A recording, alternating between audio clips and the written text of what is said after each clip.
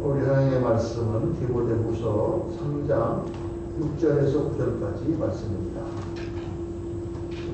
6절에서 9절까지 말씀 4절인데 역절인데 우리 다 한 목소리로 다 같이 읽겠습니다. 6절에서 9절 다 같이 읽습니다. 그들 중에 남의 집에 가만히 들어가 은석인 여자를 유인하는 자들이 있으니 그 여자는 죄를 죽이고 여러 가지 욕심에 끌린 바 되어 항상 변화나 끝내 진리의 지식을 수 없느니라. 양내와 양벌과 모세를 대적한 것 같이 그들도 진리를 대적하니 이 사람들은 그 마음이 부패한 자요 믿음의 권에 버림받은 자들이라. 그러나 그들이 더 나아가지 못할 것은 저 두 사람의 경고와 같이 그들의 어리석음이 드러날 것이라. 아멘. 오늘 말씀은 믿음에 관하여 버림받은 자들이라는 제목입니다. 아주 중요한 그런 내용의 말씀입니다. 오늘 말씀은 어제 우리 목사님 그 말씀 경건의 모양은 있으나 경건의 능력은 분명히 이 같은 자들에게서 내게 들어서라 하는 말씀에 연결돼서 겉은 모양은 신앙생활을 한 것 같지만 실제로 그 삶 속은 그 속은 신앙이 다 없어져 버린 그런 사람들, 겉모양은 신앙생활을 한 것 같은데 실제로는 신앙이 떨어져 없는 그런 사람들 가운데 남의 집에 들어가 어리석은 여자를 유인하는 그런 자들이 있다는 이야기를 들었다. 그 사람들은 진리에서 떠난 사람입니다. 자기들이 배우고 뭐 이렇게 하는 것처럼 하지만 그런 죄를 가지고는 진리의 지식이 이룰 수 없다. 이런 아주 엄청난 말을 하십니다. 그리고 그들은 마음이 부패한 자요 믿음에 관하여는 버림받은 자들이라 이렇게 말씀하죠. 말세 현상 중에 하나는 배도하는 일입니다. 배도라는 것은 예수님을 배반한다라는 뜻이죠. 예수님을 믿는 도를 배반하는. 내가 믿는다고 그러고 교회를 다녔는데 더 이상 예수님을 믿지 않는다거나 예수님의 말씀에 완전히 불순종하는 그런 것을 말해요. 그래서 데살로니가후서 2장 3절에 보면 누가 아무렇게 하여도 너희가 미혹하지 말라. 미혹되지 말라. 먼저 배도하는 일이 있고 저 불법의 사람 곧 멸망의 아들이 나타나는 자는 이르지 아니하리니. 마지막 때에 대하여 말씀하시면서 마지막 때가 되면 배도하는 일이 있겠다. 많은 사람들이 예수 그리스도를 배반하고 불법의 사람 저 그리스도와 이렇게 같이 할 것이다. 이런 예언을 말씀하셨습니다. 저 그리스도가 나타나서 사람들을 미혹하여 믿음에서 떨어뜨리는 일을 할 것이다. 본문에서는 성적인 타락과 진리를 대적하는 일까지도 믿음에 관하여 버림받은 것이다 라고 강력하게 지적하고 있습니다. 나는 이제 더 이상 예수님을 믿지 않아. 나는 더 이상 교회를 다니지 않을 거야. 나는 천국 믿지 않아. 이렇게 믿음에서 떨어진 사람도 있지만은 믿는다고 말하고는 사실은 나가서 예수님 모시기에 전혀 불법적인 일을 그냥 태어나게 하는 그런 사람들도 믿음에서 버림받은 것이다. 자, 우리가 이제 오늘날 우리 교회 가운데 우리를 굉장히 그 마음을 편안하게 하는 그 교회 중에 하나가 예정교회고 또 한 번 믿으면 영원히 구원받는다고 하는 그런 교회입니다. 한 번 믿은 사람은 구원을 놓치지 않는다. 이 칼빈주의 교회죠. 성도를 하나님께서 끝까지 붙으셔서 로마서 8장 30절에 나오는 말씀처럼 누가 우리를 그리스도의 사랑에서 끊으려 어떠한 권세도 우리를 하나님의 사랑에서 끊을 수 없느냐. 우리가 예수님을 믿고 예수님을 붙들고 있으면 그렇게 된다. 그 말에 대해서 부인할 사람은 없는 것입니다. 그런데 하나님의 사랑이 우리를 잡아 끈다고 해서 그것이 자동적으로 내가 구원받는다는 것을 의미하는 것일까요? 하나님은 불순자들도 사랑하세요. 그렇죠? 우리가 한번 예수님 믿으면 하나님께서 그 사람을 사랑하시고 그 사람 붙들고 계시면 맞아요. 맞는데 그런데 내가 그 사람을 버리고 예수님을 부인하거나 배반했을 때 과연 그 사람이 구원받을 수 있겠는가? 이 문제는 굉장히 심각한 문제입니다. 모든 것이 하나님의 은혜로 된다. 또 하나님이 우리를 낳아주셨다. 또 하나님이 우리를 예정하셨다. 나를 구원하신 것이 지금 일어난 사건이 아니고 창세전에 하나님께서 우리를 아시고 우리를 다 구원하기로 계획하신 가운데 우리를 부르셨다. 할렐루야. 얼마나 은혜가 되고 얼마나 우리에게 자신감을 주고 얼마나 감사하는 일인지 모릅니다. 그런데 그러한 믿음은 언제 특별히 빛을 발하느냐? 우리가 고난 가운데 있습니다. 우리가 정말 믿음의 가운데 어려움을 겪을 때 그때 더 우리에게 큰 힘을 주는 거죠. 우리가 이렇게 고난 가운데 있지만은 하나님께서 나를 창조전에 택하시고 나를 지금까지 사랑하고 계시니 누가 우리를 그리스도의 사랑에서 끄들려 나는 끝까지 난 믿음을 붙들고 나가겠다. 할렐루야. 그렇게 적용이 되면 그게 참 좋은 것입니다. 근데 만약에 그 이야기를 듣고 그런 내용을 배우고 야 그러면 하나님 창세전에 나를 예전에 살아가지고 믿고 교회 다니니 이제부터는 내가 아무 죄를 지어도 상관이 없겠구나. 이렇게 생각한다면 이건 지금 크게 성경 말씀을 잘못 이해하는 것이고 하나님을 거스르는 것이죠. 그러니까 이런 거에 대해서 우리가 깊이 한번 생각해 봐요. 제가 오늘 아침에 이거 말씀 묵상하다가 이런 생각이 들었습니다. 전도를 하러 갔는데 어떤 분에게 전도를 했습니다. 좀 교회에 나오세요. 이분이 뭐라 하냐면 저도 옛날에 교회를 한번 나간 적이 있습니다. 언제 나오셨어요? 제가 청년 때 그때 교회 한번 나가서 그때 예수님을 영접하고 그때 교회를 나갔습니다. 지금은 왜? 그런데 그 다음에 보니까 교회가 시끄럽고 그래서 교회도 안 나가기로 했습니다. 하나님 믿으십니까? 하나님도 안 믿기로 했습니다. 그럴 때 제가 걱정하지 마세요. 그때 믿었지 않습니까? 그때 믿고 고백하셨다면서요. 네. 그러면 구원 받으신 것입니다. 걱정하지 마세요. 지금 교회를 안 나온다고 해도 걱정하지 마세요. 지금 하나님을 안 믿는다고 당신이 입으로 말하지만 하나님의 사랑은 당신을 절대 끊지 않고 있습니다. 걱정하지 마시고 그냥 사세요. 라고 얘기할 수 있을까요? 그런 일을 그렇게 말할 수 있냐. 그러니까 그 얘기를 가만히 생각해 보니까 그게 말이 안 돼요. 중요한 게 뭐냐? 그때 한번 그런 적이 있었습니까? 그때 하나님 은혜가 잠깐이면 지금 예수님 믿지 않습니까? 그러면 지금 당신이 그때 믿었던 그 믿음이 진짜인지 아닌지 알 수 있는 기회인데요. 지금 그때 내가 한번 잠깐 친구한테 이끌려서 교회 와가지고 예수님 믿는다고 손을 들었던 그때 그 믿음이 진정한 믿음이라는 것을 어떻게 증명할 수 있겠습니까? 여러분 이게 중요한 거예요. 한 번 믿으면 또 만난다. 한 번 믿으면 우리가 주님 앞에 영원히. 그러니까 이 이제 예정론을 주장하시던 이렇게 주장을 하고 설민주의적인 생각을 가지고 이게 성경을 가르치는 분들은 이렇게 설명을 합니다. 어떤 사람이 있었는데 그 사람이 젊었을 때 참 예수님을 믿고 열심히 했는데 지금 예수님 믿지 않고 그냥 그렇게 방탕한 생활을 하는데 그 사람은 어떻게 됩니까? 그러면 그 사람은요 그때 옛날에 믿었던 그 믿음이 진짜 믿음이 아니에요. 그럼 뭐예요? 그건? 그건 자기 감정에 이끌려서 자기도 믿는다고 생각을 하는 것뿐이지 실제로 믿는 건 아니에요. 이렇게 설명을 합니다. 그런데 과연 그럴까? 그러니까 이게 참 헷갈리는 문제죠. 근데 여러분, 그래서 사실 굉장히 간단한 문제입니다. 내가 예수님을 믿는다.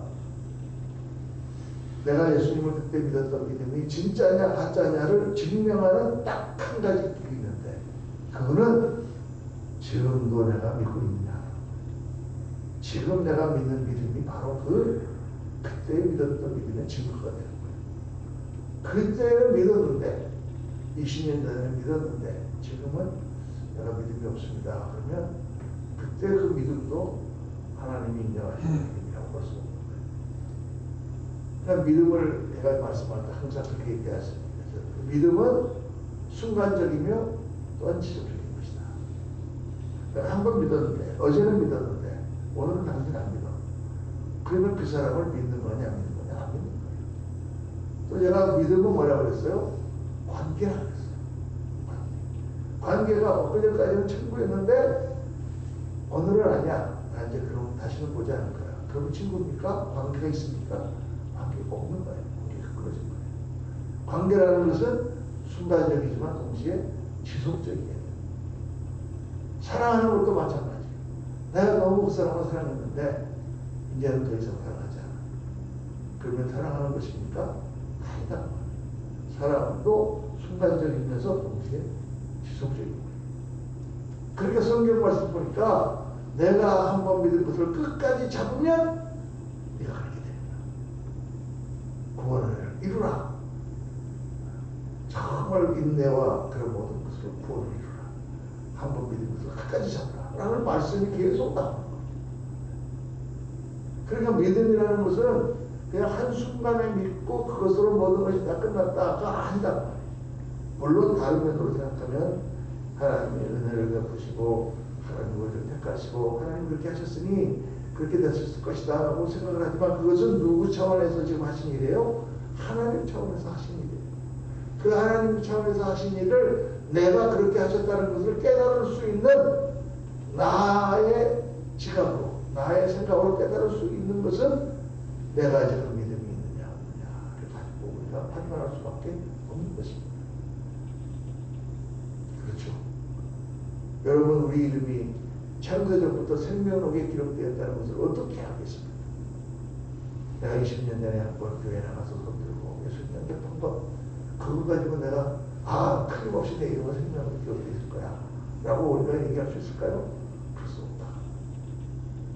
그거는 지금도 내가 예수님을 믿고 예수님을 붙들고 있다 라는 것으로 증명이 된다는 것입니다.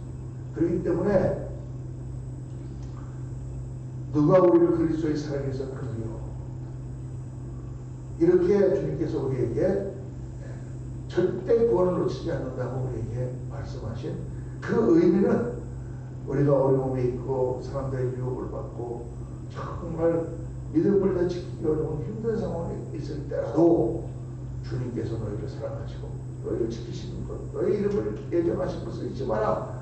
그래서 우리 믿음을 더 강하게 해서 믿음을 놓치지 않게 하시려는 하나님의 말씀이지. 그 말씀이 그래서 이제는 너희는 마음대로 죄를 지어도 좋다 라는 것은 절대 아닌 것입니다. 왜? 천국은 죄가 없는 것입니다. 천국은 죄가 없는 것입니다. 그런데 어떻게 예수님을 믿고 뻔뻔하게 죄를 지으면서 천국에 들어갈 수 있겠어요? 그렇죠? 그러면 어떻게 합니까? 죄를 지으면 우리 예수님 믿고 나서 완벽하게 살 수가 없는데 살다 보면 죄를 짓게 되고 그렇게 되는데 그럼 어떻게 되는 거예요? 우리에게는 예수 그리스도께서 계십니다. 우리 예수님을 믿기 때문에 언제든지 내가 실수하거나 내가 넘어지거나 육신의 욕에 빠졌거나 그렇게 됐을 때도 다시 예수 그리스도를 믿고 회개하면 예수님께서 우리를 용서하시고 우리가 우리 죄를 자백하면 죄를 믿으시고 용서 우리를 사하시며 모든 불의에서 우리를 깨끗하게 하신 것입니다. 그 말씀대로 우리를 다시 용서해 주시는 거예요. 그래서 예수님께서 베드로의 발을 씻기실 때에 내 발을 절대 씻기지 못합니다. 예수님께서 말하셨어요. 내가 네 발을 씻기지 아니하면 너와 내가 상관이 없느니라. 그러니까 베드로가 그러면 머리와 몸도 다 씻어주세요. 예수님 뭐라 그러세요? 온몸을 씻은 자는 발밖에 씻을 필요가 없느니라. 늘 주님 앞에 나가서 회개하고 그래야 된다. 오늘 말씀에 보면은 얀네와 얀브레라고 하는 사람이 나오죠. 얀네와 얀브레가 모세를 대적한 것 같이 얀네와 얀브레가 누군가? 그 이름은 성경에 나오지 않습니다. 여기만 나오지. 그런데 구약을 아람어로 번역한 탈북이나 또 외경에 보면은 이 얀네와 얀브레는 모세를 대적했던 애굽의 마술사들이라고 이름이 나옵니다. 그래서 모세가 기적을 일으킨 것을 흉내내서 비슷하게 모세가 지팡이로 뱀을 만드니까 얀네와 얀브레도 지팡이로 뱀을 만들었던 그 술사들이다. 이렇게 다른 책에 보면은 나와요. 근데 그 사람들은 뭐예요? 가짜예요, 가짜. 그러니까 진리를 전한다고 하면서 남의 집에 들어가 여자를 유혹하는 자들은 얀네와 얀브레처럼 겉으로는 진실하게 보이지만 실제로는 진리를 대적하는 거짓 교사들이다. 이렇게 지적하는 것입니다. 이들은 마음이 무패한 자들이요 믿음의 문화에는 버림받은 자들이다. 이렇게 말하는 것입니다. 이게 무서운 경고의 말씀입니다. 오늘날 이 시대에 정말 악한 영이 들어와서 많은 사람들을 미혹하고 많은 종들을 넘어뜨립니다.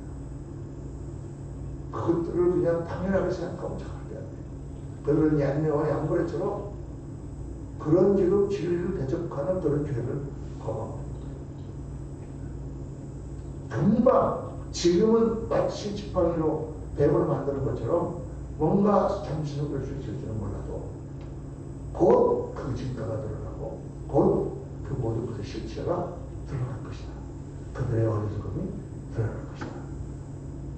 잠시는 지금 죄를 가르쳐 줄지 몰라도 하나님께서 모든 모습을 드러낼 것이다. 이렇게 사도 바울이 경고하는 거예요.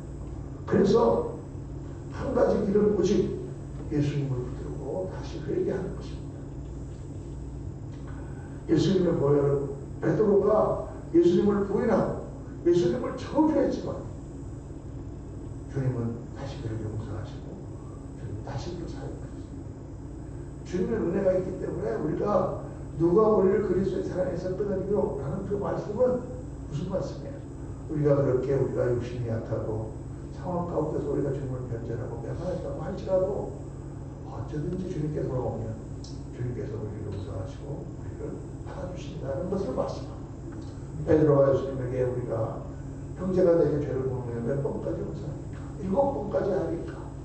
그래서 주님께서 7번에 7번까지라도 할지는 이렇게 말씀하신 것은 그렇게 하나님께서 우리를 용서하신다는 것을 말씀합니다. 예수 그리스도의 보혈의 능력은 우리 생각보다 훨씬 더 큽니다. 하나님, 전능하신 하나님께서 인간의 육신을 모셔서 벌거벗겨서 십자가에서 지키는 형벌을 당하셨기 때문에 그 죄의 값을 치른 그것은 어마어마한 하나님의 그 영광을 드린 거나 마찬가지. 보험으로 치면은 어마어마한 고민들.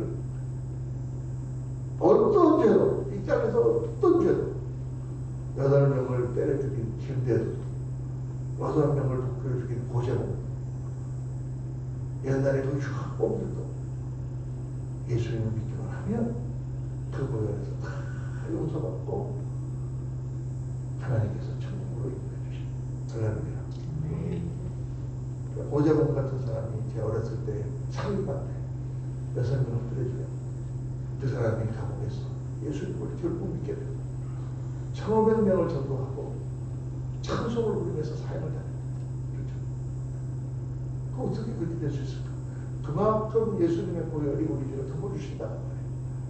그런데 그 보혈의 은혜를 맛보고도 태연하게 악한 일을 저지르는 그런 사람들은 진리를 대적하는 자요. 믿음에서 버리는 자이라. 그들이 회개하지 아니하면 결단코 천국에 들어갈 수 없는 거죠. 결단코 그들이 구원받았다고 이야기할 수가 없어요. 어떻게 우리가 감히 이야기를 합니까? 꼭 하나님께서 은혜를 베푸셨을지 천국 가봐야 알겠지만 그렇게 짐짓죄를 범하는 것은 예수님을 십자가에 금방 못 박는 것이라고 성경에 나옵니다. 그래서 여러분 진정한 회개는 그러면 우리가 어떻게 할 수 있는가? 고사님 그 사람이요 죄를 많이 범했는데 지난번에 자기가 잘못했다고 회개했어요. 그래요? 그럼 다 이제 끝났네. 진정한 회개. 아까 진정한 믿음을 어떻게 할 수 있다 그랬어요?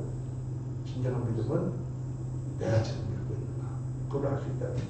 진정한 회개는 어떻게 할 수 있어요? 우리 남의 손을 들다볼 수 없는데 하나님만이 아시지만 진정한 회개는 그의 삶을 통해서 나타나는 거죠. 그의 삶을 통해서 그가 정말 회개한 자인가 아닌가가 자기도 그렇고 남도 그렇고 알게 됩니다. 내가 예수님을 믿었는데 중간에 내가 죄의 유혹에 빠져서 큰 범죄를 저질렀어. 그래요. 그래서 내가 회개하고 다시 돌아왔습니다. 정말 주님께서 나를 용서해 주셨을까? 성경을 용서해 주셨다라고 말해. 근데 어떻게 내가 그것을 확증할 수 있을까요? 그 후에 나의 삶을 통하여 내가 확증을 하는 것입니다. 베드로는 예수님을 맹언했지만 그는 주님께서 너는 나를 사랑하느냐? 라는 물음에 내가 주를 사랑하는 줄 주께서 아시나이까 대답하고 그가 십자가에 거꾸로 못 박혀 죽을 때까지 주님을 전파하고 그리스도 앞에 헌신된 사람을 살았잖아요. 그렇죠? 이 신앙의 이 모든 내용들을 굉장히 성경은 다양하게 말씀하고 있는데 그것이 다 한 길로 통하는 것입니다. 섣불리 이것들을 자기 마음대로 수학적으로 재단해서 이렇게 됐으니 이렇게 했다라고 얘기해서는 안 되는 거죠. 오늘 이 말씀을 묵상하면서 오늘 나를 구원하신 주님의 은혜를 너무 감사하면서 이 믿음을 절대 놓지 않고 끝까지 붙들고 주님 앞에 나가 내가 조그마한 큰거 다 죄를 주님 앞에 늘 고백하고 그리스도의 십자가에 고혈해서 정말 깨끗하고 아름다운 성도로 주님 앞에 살리라. 주님 오실 때 순결한 신부처럼 주님을 만나는 그런 성도가 되리라. 오늘 아침에 깊이 묵상하시고 주님 앞에 나아가시는 저와 여러분 되시기를 예수님 이름으로 축원합니다. 기도하겠습니다. 할렐루야. 감사하신 아버지 하나님, 오늘 말씀을 묵상하면서 다시 한번 진리의 말씀 가슴에 새깁니다. 아버지 하나님, 저희들이 하나님의 은혜 가운데 구원함을 얻고 주님께서 우리를 낳아주셨습니다. 그러나 우리가 그 모든 사실을 확증할 수 있는 것은 내가 주님을 믿고 있는가? 나와 주님의 관계가 붙어 있는가? 내가 지속적으로 예수 그리스도를 붙들고 있는가? 만약에 그렇지 않다고 하면 설사 하나님께서 우리를 택하셨다고 할지라도 우리가 어떻게 그것을 알 수 있겠습니까? 어떻게 우리 스스로 내가 구원받았다 아니다를 판별할 수가 있겠습니까? 하나님이 주신 큰 뜻과 그 말씀을 우리들이 잘못 이해하지 않도록 도와주시고 그래서 그 모든 말씀을 죄를 짓는 도구로 사용하지 않도록 도와주시고 아버지 하나님 오늘 나에게 주신 그 큰 은혜에 감사해서 오늘도 나를 붙들고 계신 그리스도의 사랑에 감격해서 더 이기고 더 주님을 붙들고 더 믿음 가운데 나아가 더 주님 앞에 헌신하는 제일대로 하나님 인도하여 주옵소서. 저희들의 회개와 모든 죄 가운데 주님 앞에 나와 씻음받게 하시고 그 씻음에 합당하게 더 주님 앞에 우리의 사랑을 주는 믿음의 용사들이 다 되도록 은혜 베풀어 주옵소서. 우리도 주 예수 그리스도의 이름으로 축복하며 기도하옵나이다. 아멘.